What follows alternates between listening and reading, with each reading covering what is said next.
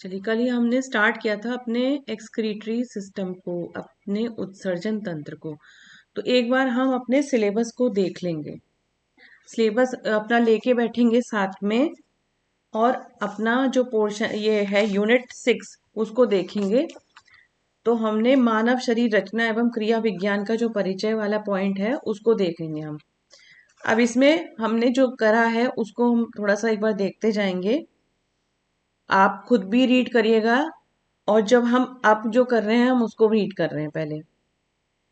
तो ये हम जो आज करने वाले हैं वो है वृक्क की क्रिया विधि, जो कि रीनल फिजियोलॉजी है हमारी। तो इसमें आप देखिए कितना डिटेल में उन्होंने कहा हुआ है। इसकी संरचना करनी हमें देखनी है। वृक्क की संरचना, हमारी जो किडनीज हैं उसकी अंदर की जो एनाटमी है वो हमें संरचना को पूरे अच्छे से देखना है। फिर इसका जो स्ट्रक्चरल और फंक्शनल यूनिट है किडनी का वो है नेफ्रॉन। तो नेफ्रॉन जो है उसके बारे में हमें देखना है, उसकी क्रिया कैसे है, उसकी संरचना कैसे है। फिर हमारा जक्स्टर ग्लोमेरुलर फिल्ट्रेट, ये क्या चीज है, ये किस तरह से बनता है, इसका क्या कार्य, कहाँ पे हो रहा है ये। तो ये एक मैकेनिज्म है जो हमें उसको स्टडी करना है, ये हमारे सिलेबस में है। फिर हमारा है पुनः अवशोषण, रीअब्जॉर्प्शन। जो हमारा जब यूरिन फॉर्मेशन होता है तो वहां पे रीअब्जॉर्प्शन भी होता है, कुछ चीजों का, वाटर का भी और वहां के जो कुछ और भी सॉल्ट्स हैं उनका भी। तो वो किस तरह से हो रहा है उसकी हमें क्रिया वो भी देखनी है। फिर हमारी है यहाँ पे, जो हम इंग्लिश में इसको अगर देखें तो हमारा यहाँ पे है इसका मतलब, ये है हमारा रीअब्जॉर्प्शन। फिर सिक्रीशन, मैकेनिज्म ऑफ सिक्रीशन, ये हमारा है स्राव क्रिया विधि। मूत्र का सांद्रीकरण, that is concentrating and diluting mechanism of urine. तो यूरिन हम हमारा कॉन्सेंट्रेटेड और डायल्यूटिंग जो क्या मैकेनिज्म है उसको स्टडी करना है। उसके सबसे आखिर में हमारा डायलिसिस है। ये स्थिति क्यों आती है डायलिसिस वाली, फिर हमें तब समझ में आएगी जब हम इतना सारा इसका रीनल फिजियोलॉजी को अच्छे से पढ़ लेंगे। ये कॉम्प्लेक्स चीज है, और मैं इसीलिए सोच रही थी कि थोड़ा सा हम पहले का पूरा रिवीजन भी करते हुए चलें, क्योंकि कुछ चीजें वहां की यहाँ पे रिलेट होंगी। तो यदि हमारे कंसेप्ट अपने शुरू से सही हैं, क्लियर हैं, तो हमें आगे की चीजें बिल्कुल सही से समझ में आएंगी। चलिए, मैं उम्मीद करती हूँ आप लोग अपना रिवीजन करते जाएंगे और कर भी रहे होंगे। और ये मैं आपको सजेस्ट करूंगी कि अपना जो भी हमने अब तक का सिलेबस किया है आप उसको जरूर रीड करिएगा। उसको रीड करते हुए उसके साथ साथ आप अपने मन में भी रिवीजन करते जाइएगा, क्या क्या चीज हमने पढ़ी थी उसमें। उससे भी आपका बहुत हेल्प मिलेगी, आपको बहुत मदद मिलेगी उससे। और जो भी हमने करा हुआ है उससे भी आपको पता चल जाएगा कितने पॉइंट्स हमने अब तक के कवर अप कर लिए हैं।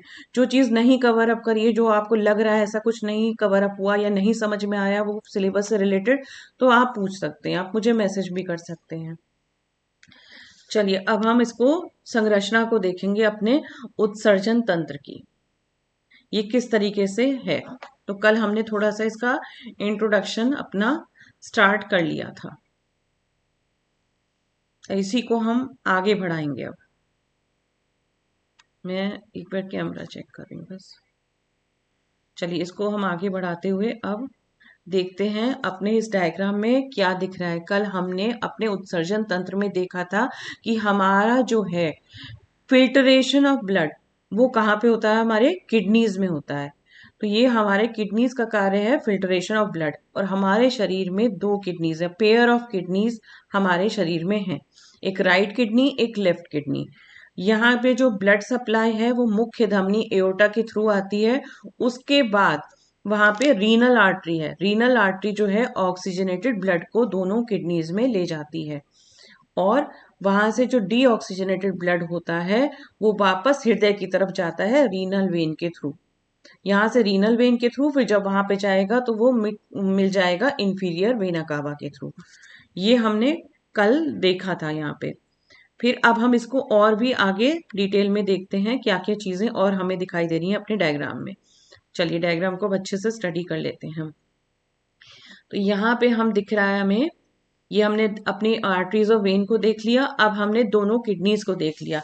तो ये जो है हमारी राइट किडनी है, ये वाली, और दूसरी वाली हमारी लेफ्ट किडनी है। थोड़ा सा ध्यान से देखेंगे तो हमारी राइट किडनी जो है थोड़ी नीचे दिखाई देगी आपको लेफ्ट किडनी के कंपैरिजन में। फिर यहाँ से यूरेटर है। यूरेटर हमारे यूरिन को लेके जा रहे हैं हमारे यूरिनरी ब्लैडर में, और यूरिनरी ब्लैडर के नीचे हम यूरेथ्रा को देख रहे हैं, जो कि हमारी यूरिन ओपनिंग है, जहां से यूरिन हमारी पास आउट होगी। तो इसको हम अब देखते हैं कि हमारी राइट किडनी थोड़ी सी लोअर उस पे क्यों है और लेफ्ट किडनी ऊपर पे क्यों है। तो हमने जब देखा था अपने ऑर्गन्स को, तो हमने पाया था कि जो हमारे राइट हैंड साइड पे लिवर है, तो लिवर की वजह से यहाँ पे जो राइट किडनी है वो थोड़ा नीचे की तरफ हमें दिखाई भी दे रही है और होती भी है, और लेफ्ट किडनी थोड़ा ऊपर होती है। फिर यहाँ पे आपने देखा रीनल कॉर्टेक्स। रीनल कॉर्टेक्स है हमारा outer layer of the kidney, that is known as renal cortex. Renal cortex क्या है? हमारी आउटर लेयर है किडनी की। अब यहाँ पे देखते हैं हम, यहाँ पे दिख रहा है हमें रीनल पेल्विस। तो रीनल पेल्विस क्या है हमारा, उसको देखते हैं। अब जैसे हमारी जो आर्टरी आ रही है वो ब्लड लेकर आ रही है, जिसमें ऑक्सीजन प्राण वायु जो हमारा लंग से प्योरीफाई करा हुआ ब्लड है एओर्टा वाली मुक्त धमनी से, अब वो आर्टरीज के थ्रू सारे ऑर्गन्स में जाता है। तो यहाँ की जो आर्टरी है दैट इज रीनल आर्टरी। अब जो आर्टरी है वो बाहर से हमें दिख रही है, अब अंदर तक जो जा रही है पतली पतली, वो क्या है? वो हमारे आर्ट्रियोल्स होते हैं, वो हमारे अंदर जाने वाले होते हैं आर्ट्रियोल्स। और इसी तरीके से वेन्स के लिए भी हमारी छोटी छोटी और भी शिराएं होती हैं। अब ये जो जा रही हैं, जिस पैसेज से ये जो जा रही हैं, आर्टरी के लिए ब्लड भी, आर्टरी वाला ब्लड भी अंदर जा रहा है, वेन्स वाला ब्लड बाहर आ रहा है, और यूरेटर के थ्रू हमारा यूरिन बाहर आ रहा है। ये जो ओपनिंग है इसको कहते हैं रीनल पेल्विस। ये जो ओपनिंग है जहां से ये सब तीन तीन हम देख रहे हैं ट्यूब्स अंदर जा रही हैं, उसको बोला जाता है रीनल पेल्विस। अब यहाँ पे देखिए, यहाँ पे और क्या दिख रहा है हमें? ये दो पार्ट्स होते हैं किडनी के। वो होता है हमारा, एक तो कॉर्टेक्स और मेड्यूला। तो कॉर्टेक्स कौन सा रीजन है हमारा, वो हम देखेंगे, और मेड्यूला कौन सा रीजन है उसको भी देखेंगे। हम एक बार खुद से भी डायग्राम बनाएंगे, जिससे कि हमें वो सब चीजें और भी अच्छे से क्लियर हो जाएंगी। चलिए एक और डायग्राम को देखते हैं। मैंने एक और भी डायग्राम रखा है किडनी का, जो बारीकी से हमें किडनी की संरचना को दिखाएगा।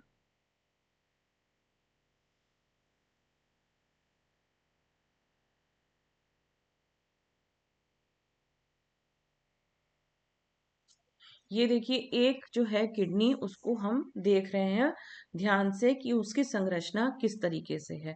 तो बाहर वाला जो हमने लेयर देख ली, अब हमने ये जो चीज दे यहाँ की जो है, यहाँ पे थोड़ा थोड़ा डॉट डॉट से भी दिखाई दे रहे हैं जो ये चीज, तो ये हमारा होता है कॉर्टेक्स वाला रीजन।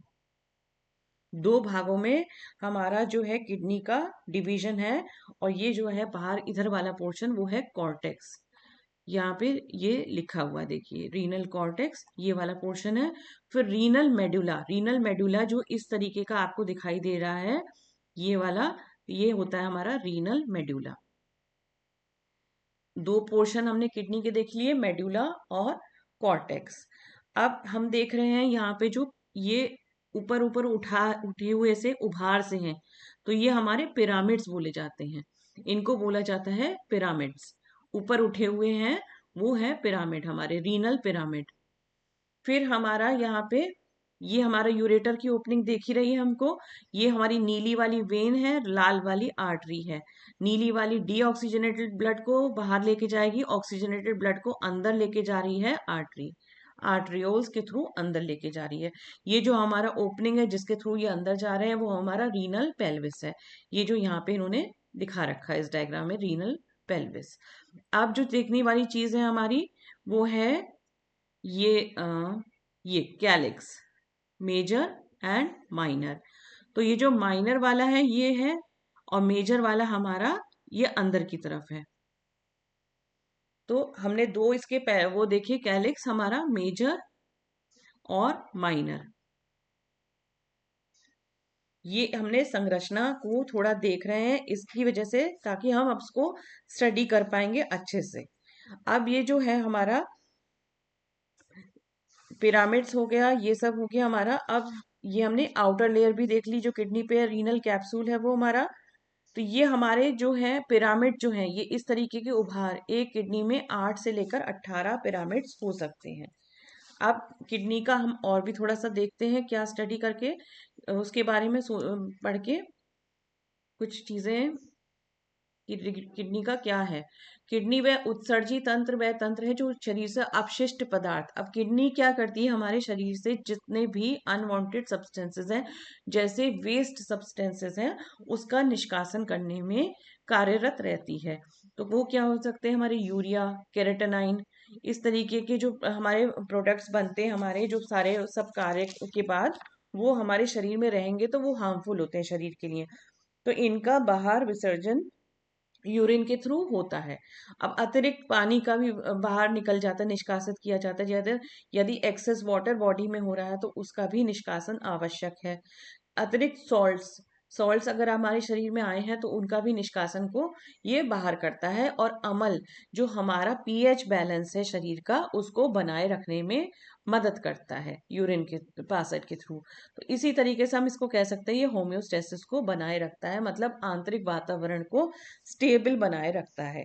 अब किडनी की जो शेप होती है तो वो बीन शेप होती है। तो किडनी को कहा जाएगा bean shaped organ. Bean shape मतलब राजमा जैसा हम देखते हैं, तो उसके जैसा कुछ कुछ आकार हमको किडनी का दिखाई देता है। किडनी की लगभग लेंथ होती है 10 सेंटीमीटर, ये हमारी लेंथ होती है लगभग। और इसकी जो थिकनेस होती है वो 2.5 सेंटीमीटर की होती है। आप इसके से अंदाजा लगाएंगे कि कितनी छोटी किडनी होती है हमारी। मगर इसके जब हम कार्य पढ़ेंगे तो बहुत सारे कार्य हमारे दिखाई देंगे। अब जब किडनी है, इसकी जो लोकेशन है ये क्या है, ये एक पेरिटोनियम लेयर के अंदर रहती है। तो जितने भी हमारे एब्डोमिनल ऑर्गन्स होते हैं वो हमारे पेरिटोनियम लेयर में संरक्षित रहते हैं। अब एग्जैक्ट लोकेशन अगर हमें समझनी है तो किडनीज की, तो हमने जब अपने थोरेसिक जो वर्टिब्रा देखे थे, थोरेसिक वर्टिब्रा को जब आप याद करेंगे तो थोरेसिक वर्टिब्रा कितने थे हमारे, T1 से लेकर T12 तक। तो जहाँ पे लास्ट वर्टिब्रा होता है, आप लोकेशन को अंदाजा लगाएंगे उस तरीके से कि जहाँ पे लास्ट वर्टिब्रा होता है वहां से लेकर आपका जो लंबर वाला जो है वर्टिब्रा, लंबर वाला जो थर्ड वर्टिब्रा है, उसके बीच में ये लोकेटेड होती है। तो मैं फिर से रिपीट कर रही हूँ, जो थोरेसिक वाली लास्ट वर्टिब्रा है, और लंबर स्पाइन, लंबर स्पाइन हमने पढ़ी थी L1, L2, L3, L4, L5। तो जहाँ पे वो थर्ड वाली लंबर है तो उसके बीच में हमारी किडनीज लोकेटेड होती हैं। ये हमारे फिल्ट्रेशन ऑफ ब्लड का कार्य करती हैं। ये हमारे और भी बहुत सारे कार्य करती हैं जिनको हम आगे आगे अपना स्टडी करते जाएंगे। एक हर किडनी में बहुत सारे नेफ्रॉन्स होते हैं। नेफ्रॉन्स क्या है, हमारी basic structural and functional unit of a kidney. तो जो हमारी structural and functional unit of kidney है वो है नेफ्रॉन्स। और नेफ्रॉन्स बहुत सारे मतलब इतने बहुत ज्यादा होते हैं भरे हुए, अराउंड मतलब मिलियन के करीब होते हैं किडनी के अंदर।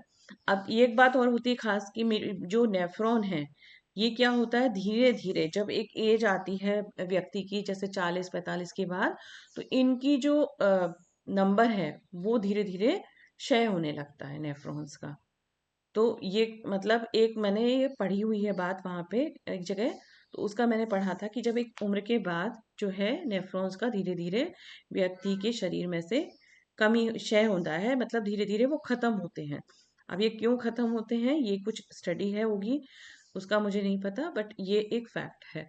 चलिए अब हम क्या करते हैं, आगे देखते हैं इसी में कि हमने संरचना अब देख ली। अब हम इसके आगे की संरचना को देखेंगे कि क्या क्या चीजें और भी इसमें प्रेजेंट हैं। तो वो देखते हैं। अब हम नेफ्रॉन को भी देखेंगे इसके आगे। पहले चलिए, रीनल, इसका हमने पूरा स्ट्रक्चर देख लिया। अब एक डायग्राम से हम इसके ब्लड वेसल्स को भी देख लेते हैं कि कौन कौन सी हैं, उसको एक बार फिर से पूरा क्लियर कर लेते हैं। हर व्यक्ति में 2 गुर्दे होते हैं, रक्त को छानना, मूत्र बनाना, रक्तचाप नियंत्रित करना। रक्तचाप किस तरह से नियंत्रित करा जाएगा उसको हम पढ़ेंगे अभी। पीएच संतुलन बनाए रखना, एसिड बैलेंस का रेशियो जो है हमारे शरीर में उसको बनाए रखना। अब किडनी में जो ब्लड सप्लाई आ रही है उसको एक बार फिर से क्लियर कर लेते हैं। तो यहाँ पे क्या है, ये हमारा जो गया आर्टरी के थ्रू जो अंदर जा रहा है ब्लड, हालांकि इसमें ऑक्सीजन है, ये ऑक्सीजनेटेड ब्लड है, मगर फिर भी जो और चीजें हैं इसमें, और जो ऐसी अनफिल्टर्ड है ये ब्लड अभी, इसमें और भी कुछ ऐसे पार्टिकल्स हो सकते हैं जो शरीर को जरूरत नहीं है। हालांकि ये ऑक्सीजनेटेड है, हृदय की तरफ से रहा है, बाकी और तरफ से होता हुआ आ रहा है, मगर इसमें कुछ ऐसी चीजें हो सकती हैं, जो ऐसे अवशिष्ट पदार्थ हो सकते हैं जो कि हमारे शरीर को उसकी आवश्यकता नहीं है, तो ये किडनी में एंटर करता है। और वापस कौन सा ब्लड जाता है, फिल्टर्ड ब्लड, जो कि हालांकि नीले रंग से इसलिए दिखाया गया है क्योंकि डीऑक्सीजनेटेड हो गया, यहाँ के सेल्स ने उसकी ऑक्सीजन को यूज कर लिया, मगर उसको छान दिया, उसको फिल्टर कर दिया। फिल्टर का मतलब हम हिंदी में यही समझते हैं कि छान दी जाती है चीज जैसे। तो यहाँ पे एक तरीके से छन्नियां लगी होती हैं जिसके द्वारा हमारे ब्लड का फिल्टरेशन होता है और यूरिन का फॉर्मेशन होता है। तो यूरेटर के द्वारा यूरिन जो है जाता है हमारा यूरिनरी ब्लैडर। अब यूरिनरी ब्लैडर को अगर हम देखें तो यूरिनरी ब्लैडर हमारा बना होता है मस्कुलर लेयर से, इसमें टिश्यूज भी हैं और मस्कुलर लेयर्स भी हैं। तो सबसे इनर वाली तो है इसमें ट्रांजिशनल लेयर, फिर बीच में इसमें स्मूथ मसल्स होती हैं, और ऊपर से ये कनेक्टिव टिश्यू से ढका हुआ होता है। तो जो स्मूथ मसल्स होती हैं वो मसल्स का जो कार्य है कॉन्ट्रैक्शन एंड रिलैक्सेशन, उस कार्य पे वर्क करती हैं। जो यूरिनरी ब्लैडर है इसमें दो स्पिंक्टर होते हैं। तो एक तो होता है इंटरनल, एक होता है एक्सटर्नल। स्पिंक्टर वो मसल्स हैं जो हमने डाइजेस्टिव सिस्टम में भी समझी थी, कि जो एक बार फैलाव हो जाता है तो फिर उसके बाद वो सिकुड़ जाती हैं, उस रास्ते को, द्वार को बंद कर देती हैं। तो स्पिंक्टर जहां पे भी हमें दिखेगा तो वो स्पिंक्टर इस तरीके से एक्ट करता है कि यदि वहां का कार्य हो गया, वहां से कुछ निष्कासन हो गया, तो वो बंद हो जाता है वो रास्ता। तो जो इंटरनल स्पिंक्टर होता है उसकी मसल्स जो हैं इनवॉलंटरी होती हैं। हमने अपनी मसल्स की उसमें देखा था इनवॉलंटरी मसल्स कौन सी होती हैं, वॉलंटरी मसल्स कौन सी होती हैं। तो कुछ चीज़ों का यहाँ पे रिवीजन हो रहा है, इसीलिए मैंने आपसे कहा था कि आप अपना थोड़ा थोड़ा रिवीजन करके इसको स्टडी करेंगे तो और अच्छे से समझ में आएगा। एक्सटर्नल स्पिंक्टर की जो मसल्स हैं वो वॉलंटरी हैं। तो जो इनवॉलंटरी मसल्स है इंटरनल स्पिंक्टर की, तो वो क्या हुआ, वो हमारे को पता ही नहीं चला और वो वहां से निष्कासित होके, मगर यूरेथ्रा वाली जो आगे वाली ओपनिंग की जो है वो हमारी वॉलंटरी होती है। ये हमें ध्यान रखेंगे, अब आगे जो हमें कंसेप्ट आएगा उसमें भी ये हमें देखते हुए चलना है। अब हमने देख लिया अपना यूरिनरी ब्लैडर को।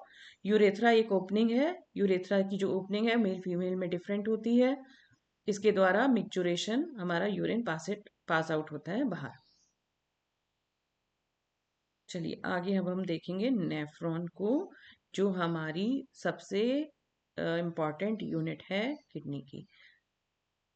नेफ्रॉन जो है किडनी का सेल है, और इस तरीके से कई सारे सेल, बहुत सारे सेल्स होते हैं एक पर्टिकुलर किडनी में, जो रक्त को छानने का कार्य करते रहते हैं। अब किस तरह से रक्त छनता है उसको हम पहले एक डायग्राम में देखेंगे, फिर खुद से भी वो डायग्राम बनाएंगे। चलिए इसको देखते हैं हम यहाँ पे। तो यहाँ पे जो कुछ चीजें दिखाई दे रही हैं उसको हम नाम पहले पढ़ लेंगे, नाम को पढ़ के भी हम फिर उसके बाद उसको समझेंगे। तो यहाँ पे देखेंगे लाल वाला जो दिख रही है, ये मोटी वाली जो है, ये हमारी है एफरेंट आर्टेरियोल। ये जो बाहर जा रही है ये इफरेंट आर्टेरियोल है।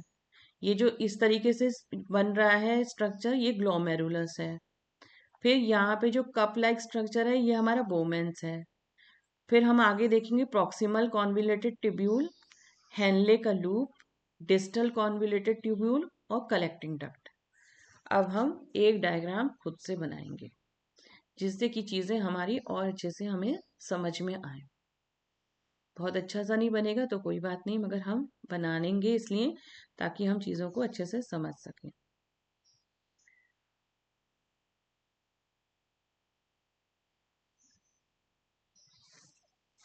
चलिए अब हम यहाँ पे इसको बनाने की कोशिश करते हैं अपने।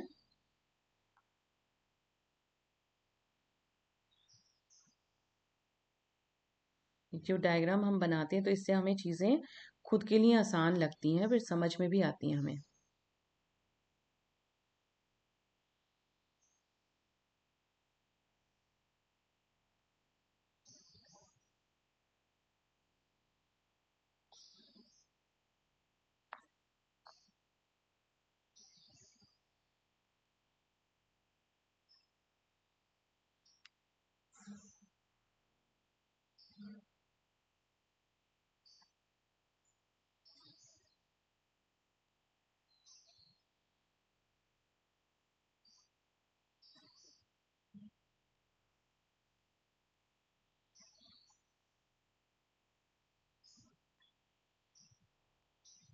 हम एक रफ डायग्राम बना रहे हैं जिससे कि हमें अपने को खुद को समझाने में आसानी रहे।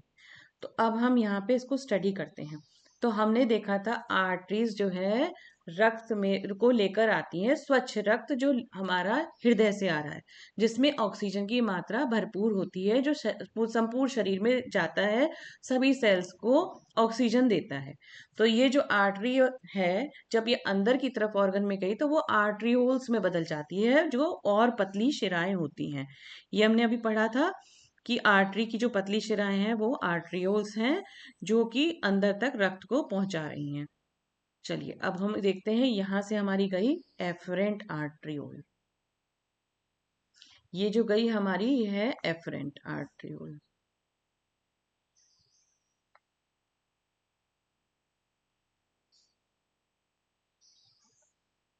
और यहाँ पे जो है कुछ इस तरीके से ग्लोमेरुलस बना और यहाँ से भी एक शिरा हमारी बाहर आई। ये हमारी हुई एफरेंट। ये हमने दो चीजें देखी यहाँ पे, किया क्या है, एफरेंट से अंदर गया है और इफरेंट से वो बाहर आया है। तो एफरेंट आर्ट्रियोल्स हमारे अंदर ले जा रही हैं, इफरेंट आर्ट्रियोल से बाहर आ रहा है। और बीच में जो क्या है हमारा, एक जाल सा दिखाई दे रहा है हमें। तो वो जाल क्या बोला जाएगा हमारा, वो ही कहा जाता है ग्लोमेरुलस। ग्लोमेरुलस इस जाल को कहा जाता है।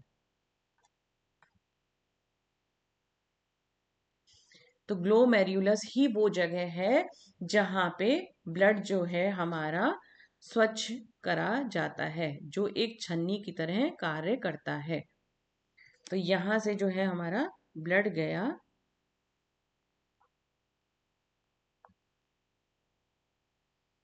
आप ध्यान से देखेंगे तो इसको मैंने थोड़ा मोटा बनाया है, क्योंकि यहां से जब ब्लड अंदर जाता है तो वो प्रेशर के साथ जाता है और ज्यादा जा रहा है, और वहां से जब निकल रहा है ऊपर की तरफ तो वो धीरे आ रहा है और पतले उससे आ रहा है। वहां का पैसेज थोड़ा सा पतला है। जब ये तेजी से अंदर जाता है तो यहाँ पे जो ये इसका जाल बन गया है आर्ट्रियोल्स का, तो इसमें जाके ब्लड जो है छनता है, और छनने के बाद जो निकलता है उसको बोलते हैं फिल्ट्रेट। जो छनने के बाद हमारा यहाँ पे निकला उसको बोला जाता है फिल्ट्रेट। अब हमारा ये जो कप जैसी चीज हमें दिखाई दे रही है, जो ग्लोमेरुलस को बांधे रखी है, जो पकड़े हुए है, एक कप नुमा जो चीज है, इसको बोला जाता है हमारा बोमेन्स कैप्सूल।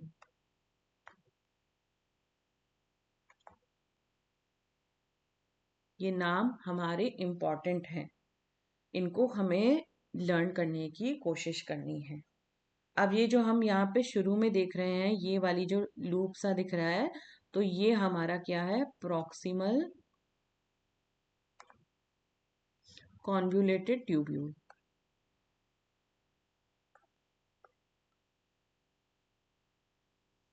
ये हमारा प्रॉक्सिमल कॉन्वुलेटेड ट्यूब्यूल है। इसको हम अलग से भी देखेंगे क्योंकि इसमें भी बहुत सारे कार्य हो रहे हैं और जो हमारे सिलेबस में मेंशन भी है। अब जब हमें यू सी चीज दिखाई दे रही है, ये यू नुमा आपका आकार की हमारे, तो ये क्या है, हमारा लूप ऑफ हेनले है।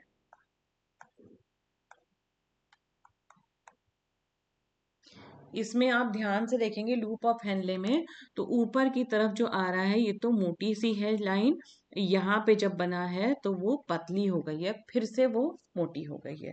तो यहाँ पे ये 3 पार्ट्स आपको लूप ऑफ हेनले में दिखाई दे रहे हैं। तो ये जो नीचे जा रहा है वो तो है डिसेंडिंग, डिसेंडिंग सेगमेंट है यहाँ का। ये हमारा जो ऊपर को जा रहा है वो है असेंडिंग सेगमेंट। ये एक नेफ्रॉन की संरचना को हम देख रहे हैं। और यहाँ पे जो यू पिन की तरह दिखाई दे रहा है, यू पिन जैसे हमारे हेयर पिन होती है हमारे हेयर बालों में लगाने वाली, तो ये इसको हेयर पिन ही कहा जाता है। अब यहाँ पे आ गया हमारा ये जो एरिया है, इसको बोला जाता है डिस्टल कॉन्वुलेटेड टिब्यूल। ये जो है हमारी चीज यहां तक जब पहुंच गई तो ये हमारी हो गई कलेक्टिंग डक्ट, जहां पे यूरिन इकट्ठा हो रहा है। यहाँ पे जाके हमारा यूरिन इकट्ठा होता है। तो एक बार फिर से समझते हैं क्या क्या चीज हमने देखी है। तो ब्लड हमारा आर्टरी से आ रहा है, ध्यान से समझेंगे इसको, थोड़ा सा कंसेप्ट ये है, जरूर लग रहा है मुश्किल मगर ये है नहीं इतना, इसको हमें समझना ही है क्योंकि इम्पोर्टेंट है। तो करना है बस, इसलिए ये सोच के हम इसे कर लेंगे अब। तो सबसे पहले हमने ये समझा था, आर्टरीज और वेन का कंसेप्ट हमने समझ लिया था, उसका डायग्राम हमने देख लिया था। किडनी में कौन सी आर्टरी जा रही है, रीनल आर्टरी।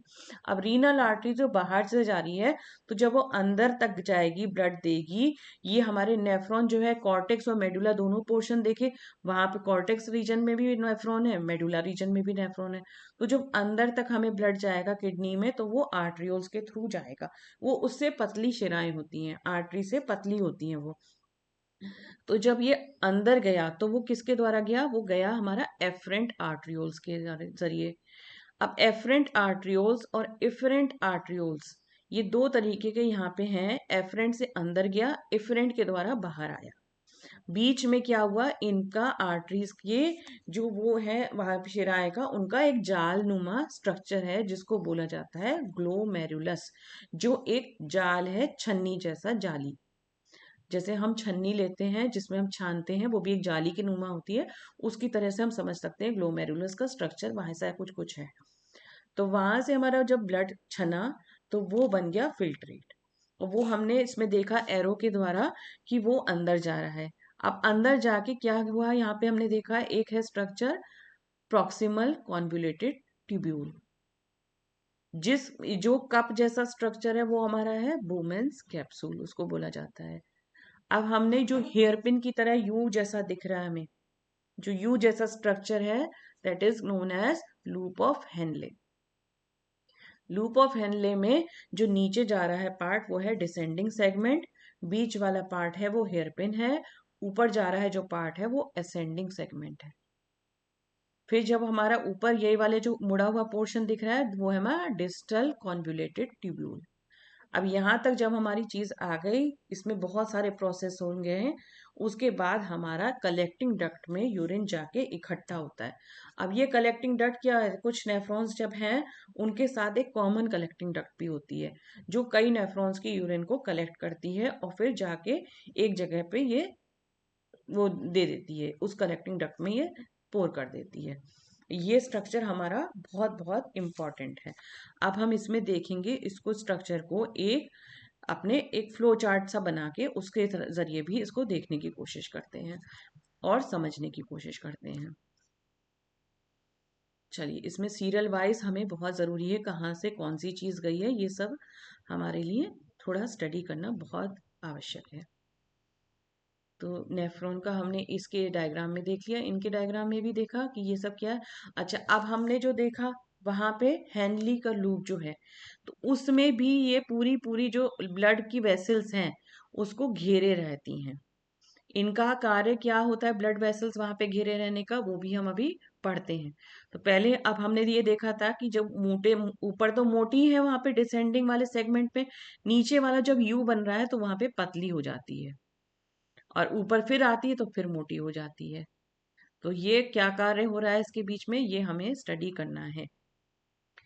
अब हम एक फ्लो चार्ट सा बनाते हैं अपनी स्टडी के लिए, जिससे कि हमें पूरा सीरियल ऑर्डर हमें पता चल जाए क्या क्या है। तो हमने देखा नेफ्रॉन, नेफ्रॉन क्या है? हमारा basic structural and functional unit of a kidney. हमारे किडनी की कोशिका है, हमारे वृक्क जिसे किडनी बोलते हैं उसकी कोशिका को नेफ्रॉन कहा जाता है। अब यहाँ पे दो चीजें हैं, रीनल कॉर्पसल्स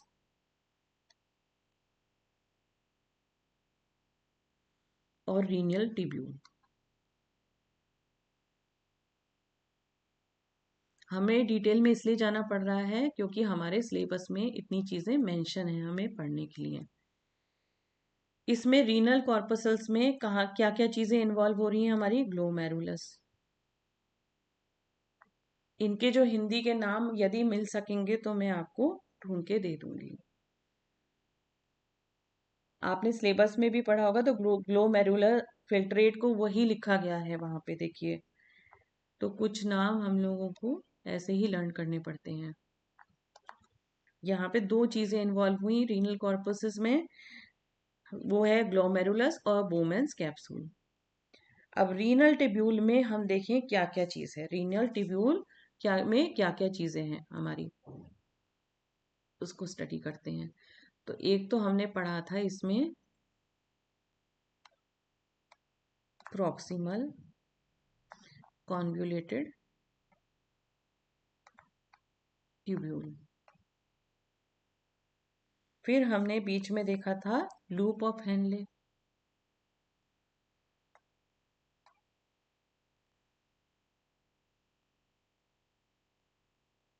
और तीसरी चीज हमने क्या देखी थी? डिस्टल, सॉरी,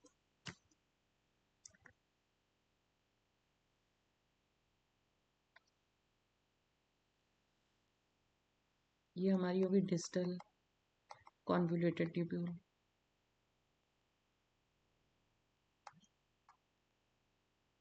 ये तीन चीजें हमने देखी थी। अब हम इसमें देखेंगे कि लूप ऑफ हेनले में हमने इसमें भी डिवीजन देखा था। इसमें क्या क्या डिवीजन देखे थे हमने? तीन तरीके से था हमारा, डिसेंडिंग और असेंडिंग और बीच में हेयर पिन। तो उसको भी देख लेते हैं क्या है। तो ये तो हमारा था डिसेंडिंग। डिसेंडिंग सेगमेंट एक है। डिसेंडिंग सेगमेंट में दो तरीके से हैं, एक थिक भी है और एक थिन भी है। मतलब कि एक मोटा है थोड़ा सा हिस्सा और थोड़ा पतला भी है।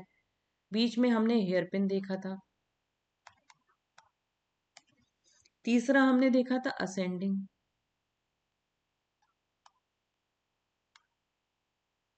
इसमें भी दो तरीके से हैं, एक थिक है और एक थिन है। ये हमने अपने स्ट्रक्चर में जो अभी डायग्राम बनाया उसका हमने एक तरीके से चार्ट बना के उसको समझने की कोशिश करी है। तो हमें एक तो समझना इसलिए है मेन मेन क्या क्या चीजें हैं, इसमें क्या क्या नाम इन्वॉल्व हो रहे हैं। ये जो नाम है ये इम्पोर्टेंट है, इनको हमें लर्न करना है। और इनका सीरियल नंबर मतलब किसके बाद क्या चीज आ रही है उसको हमें देखना है। वो तब हम समझेंगे जब हम डायग्राम को अपने स्टडी कर लेते हैं। तो स्वयं से डायग्राम बनाएंगे और देखते जाएंगे कि अच्छा अब इसके बाद ये चीज आ रही है, उसके बाद यहाँ पे जा रहा है, वो एरो बना बना के हम उसको स्टडी करेंगे। तो इस चार्ट को देखेंगे ध्यान से। इसमें क्या है? सबसे पहले मैंने लिखा है, देखिए क्या, एक मिनट रिकॉर्डिंग को भी हम देखते रहे साथ में। नेफ्रॉन में दो चीजें देखी मैंने, हमने रीनल कॉर्पसल्स। कॉर्पसल्स हमारे सेल्स, रीनल के जो सेल्स हैं, जो ब्लड है, ब्लड सेल्स। अभी उसको भी स्टडी करेंगे कि क्या वहां से क्या फिल्टर होता है। फिर रीनल टिब्यूल है हमारा। रीनल कॉर्पसल्स हमें क्या चीज इन्वॉल्व हो रही है? ग्लोमेरुलस। ग्लोमेरुलस हमने देखा जालीनुमा। बोमेन्स कैप्सूल वो है जो ग्लोमेरुलस को होल्ड करे रखता है, कप की तरह है। फिर रीनल टिब्यूल में हमने देखा proximal convoluted tubule, loop of Henle, distal convoluted tubule. ये तीन चीजें हमें नाम याद रखने, तीनों ही बहुत इंपॉर्टेंट है। लूप ऑफ हेनले में हमने तीन पार्ट देखे। डिसेंडिंग सेगमेंट जो नीचे जा रहा है, दो प्रकार से, मोटा भी है पतला भी है। बीच वाला पार्ट है हेयर पिन। फिर ऊपर जो जा रहा है वो असेंडिंग है, वो भी मोटा भी है पतला भी है। अब एक बात ध्यान देखेंगे, जब हमारा जो फिल्टर हो रहा है हमारा तो पूरा पूरा ब्लड आ रहा है वहां पे। अब ब्लड जब हम स्ट्रक्चर स्टडी करते हैं ब्लड का, तो ब्लड में ब्लड सेल्स भी होते हैं, प्लाज्मा भी होता है। ये हम आगे पढ़ेंगे, अभी हम इसको समझ ले रहे हैं कि ब्लड की कंपोजिशन क्या होती है। ब्लड की कंपोजिशन में ब्लड सेल्स होते हैं और ब्लड प्लाज्मा होता है। तो उसमें जब फिल्टर होगा, तो जैसे हम जब चाय छानते हैं, ये तो हमारी चाय पत्ती ऊपर आ जाती है और जो बाकी होता है वो नीचे चला जाता है। उसी प्रकार से जब यहाँ पे ग्लोमेरुलस की तरह है, जब जाली नुमा है, उस तरह से समझेंगे, उसको रिलेट करेंगे कि जब फिल्टर हो रहा है तो जो ब्लड सेल्स हैं वो नीचे नहीं जाएंगे, फिल्ट्रेट में नहीं जाएंगे, वो ऊपर ही रह जाएंगे। उनका प्रोटीन, ब्लड में जो प्रोटीन है वो भी नहीं फिल्टर होता, तो नीचे क्या आया, वो हमारा प्लाज्मा आया। ब्लड सेल्स ऊपर ही रह गए, प्लाज्मा हमारा फिल्टर होके नीचे आ गया, जिसको हम फिल्ट्रेट बोलते हैं। इस बात को ध्यान रखेंगे। तो अब हम इसमें आगे बढ़ते हैं। हमने देख लिया कि जब फिल्टर हुआ तो वो हमारे ब्लड सेल्स नहीं हुए, हमारे प्लाज्मा ही हुए। अब हम जब स्ट्रक्चर ब्लड का देखेंगे तो हमारे ब्लड सेल्स कितने होते हैं, 45%, प्लाज्मा होता है हमारा 55%, तब बनता है हमारा कंपोजिशन ऑफ ब्लड। चलिए आगे देखते हैं हम इसमें और क्या क्या हमें पढ़ने के लिए, अभी बहुत चीजें हैं। तो नेफ्रॉन की संरचना हमने देख ली। नेफ्रॉन की संरचना में क्या है, ग्लोमेरुलस है, बोमेन कैप्सूल है, PCT, loop of Henle, DCT, collecting duct. मूत्र निर्माण के चरण। तो सबसे पहले जब हमारा यूरिन का फॉर्मेशन होगा तो सबसे पहले तो हमारा फिल्ट्रेट आएगा निकल के। जो छन्ने के बाद जो बनता है, जो नीचे निकलता है, वो होता है फिल्ट्रेशन। फिल्ट्रेट आता है और जो फिल्ट्रेशन का प्रोसेस है। अब जीएफआर जो हमें यहाँ पे दिया गया है, जीएफआर, उसका मतलब क्या है, ग्लोमेरुलस फिल्ट्रेशन रेट। ये नापा जाता है जब हम देखते हैं किसी व्यक्ति के किडनीज की कार्य क्षमता को। अगर हमें उसका टेस्ट करवाया जाता है, तब किसी व्यक्ति में मान लीजिए कोई बीमारी या कुछ परेशानी है, तो जीएफआर का टेस्ट होता है। ग्लोमेरुलस फिल्ट्रेशन रेट की कितना, मतलब औसतन उसका फिल्ट्रेशन हो रहा है। तो ये नॉर्मल उसमें लगभग 125 ml पर मिनट होता है। अब देखिए यहाँ पे भी लिखा है आरबीसी बड़े प्रोटीन नहीं निकलते हैं। अब यहाँ पे क्या होता है, जब यूरिन का जब छन्नी हो गई, तो उस छन्नी का ऐसा नहीं है कि वो पूरा पूरा यूरिन बन के बाहर निकल गया। अब ऐसा निकल जाएगा तो बहुत हमारे शरीर में प्रॉब्लम आ जाएगी। सारा पानी वानी जल्दी से बाहर निकल जाएगा, हमारे सॉल्ट्स एसेंशियल वो सब चीजें निकल जाएंगी। तो क्या होता है, उसके कार्य को हम अभी समझेंगे। प्रॉक्सिमल डिस्टल टेब्यूल में क्या चीज होती है, वहां पे किस चीज का एब्जॉर्प्शन होता है, और डीसीटी में क्या एब्जॉर्प्शन होता है।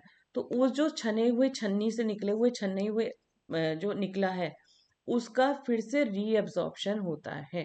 तो वहां से रीअब्जॉर्प्शन में कुछ जो अच्छी चीजें हैं, जो शरीर को आवश्यकता है जिन चीजों की, उनको रखा जाता है और निष्कासित किया जाता है उन चीजों को जो हमारे लिए जरूरी नहीं है बॉडी के लिए। तो वो चीजें हमारे यूरिन के साथ पास आउट करी जाती हैं। अब कई चीजें जो हमारी बहुत ज्यादा निष्कासन वाली होती हैं, वो हमारी अमोनिया एक होता है फॉर्म, जो बहुत ही हार्मफुल होता है। तो उसका भी जो क्या होता है, उसको यूरिया, यूरिक एसिड इस तरीके से कन्वर्ट किया जाता है, तब जाके शरीर उसको बाहर निकालता है। और जो ये यूरिया, यूरिक एसिड या कैरेटेनाइन होता है हमारे शरीर में, तो ये हमारे यूरिन में पास आउट होता है। ये शरीर में रखना हमारे लिए सही नहीं होता है। अब इसमें देखेंगे, जब हम आगे पढ़ेंगे कि यूरिन में यदि पानी हमने कम पिया है, तो हमारा यूरिन आउटपुट भी थोड़ा कम रहता है। क्योंकि क्यों रहता है, उसका हम अभी स्टडी करेंगे कि हार्मोन जो हमने पढ़ा था, एडीएच, एंटी डायूरेटिक हार्मोन, तो उसका सिक्रीशन हो जाता है ब्रेन से कि भाई आप यूरिन आउटपुट थोड़ा कम कर दो, क्योंकि पानी मिल नहीं रहा है वैसे भी, और जलीय अंश की तो पानी की जरूरत है शरीर को। तो वो हमारा यूरिन आउटपुट या तो कम हो जाएगा, या यूरिन जो है वो थोड़ा थिक निकलेगा। और यदि पानी ज्यादा होगा तो एडीएच की मात्रा कम निकलेगी, उसका सिक्रीशन कम होगा और यूरिन ज्यादा आएगा। अब यूरिन के द्वारा रक्तचाप का नियंत्रण होता है, वो किस तरीके से होता है उसको हम स्टडी करेंगे थोड़ा सा। इसको सब समझने वाली चीजें हैं हमारी। अब तो हम प्लीज, इसमें मेरी रिक्वेस्ट यही रहेगी आप लोगों से कि आप साथ साथ रिवीजन करते रहिए। ये इम्पोर्टेंट टॉपिक है, आपने खुद ही देखा था हमने जब सिलेबस शुरू में पढ़ा है, कितने सारे इसमें सारे इम्पोर्टेंट टॉपिक्स हैं। और इसको समझने के लिए थोड़ा सा हमें सभी चीज़ों का रिवीजन करते रहना है। जिससे कि हमें ये समझ में आ जाए। अच्छा, अब आप बताएंगे कि शरीर में से क्या क्या चीजें कहाँ कहाँ से निष्कासित होती हैं। ये एक जनरल क्वेश्चन है, इसको बताएंगे। हमने अभी डाइजेस्टिव सिस्टम भी पढ़ा था, उसमें पढ़ा था, देखा था कि मुंह से तो हमने आहार लिया, फिर उसका हमने पूरी आहार नाल पढ़ी थी और निष्कासन की क्रिया तक हमने देखा था। वहां से क्या निष्कासन हो रहा है इसको बताएंगे। चलिए थोड़ा एक्टिव रहेंगे, क्लास जब तक है हम लोगों को पढ़ना है उस समय, है ना। रिकॉर्डिंग मैं ऑफ कर देती हूँ, थोड़ा सा हम लोग क्वेश्चन आंसर्स कर लें और ये भी देखते हैं कि और कौन कौन सी जगह से क्या क्या चीज़ें निष्कासित होती हैं। बहुत सारे वेस्ट प्रोडक्ट्स हमारे शरीर में बनते हैं और उनका समय से निष्कासन होता है। तो हम देखते हैं डाइजेस्टिव सिस्टम हमने पढ़ा था, तो वहाँ पे सॉलिड फॉर्म ऑफ हमारा वेस्ट जाता है जो एब्जॉर्ब नहीं हो पाता है बॉडी में, वो एज अ वेस्ट बाहर निष्कासित किया जाता है हमारा स्टूल की फॉर्म में। और हम जब देखते हैं स्किन में से स्वेटिंग होती है, जिसके द्वारा हमारा जो टॉक्सिन्स वहां से भी निकलते हैं, जो ऐसे पदार्थ हैं जैसे हमारे एक्सेस वाटर या सॉल्ट जो है हमारा, कुछ भी जो बाहरी जो निकलने वाली चीजें हैं, जो वेस्ट है हमारे शरीर का, टॉक्सिन्स हैं, तो वो वहां से निष्कासित होता है। लिवर के बारे में जब हमने पढ़ा था तो लिवर में देखा था कि लिवर में से भी वहां से एक्सक्रीशन में जाता है चीजें हमारी, जो जितनी भी डिटॉक्सिफाई वाला जो फंक्शन पढ़ा था हमने लिवर का, कि जो टॉक्सिक सब्सटेंसेस हैं, टॉक्सिक वाले सब्सटेंसेस, हार्मफुल सब्सटेंसेस, लीवर उनको बाहर कर देता है। तो हर अंग से कुछ ऐसे अंग हैं जिनके द्वारा हमारी कुछ निष्कासन की क्रिया चलती है।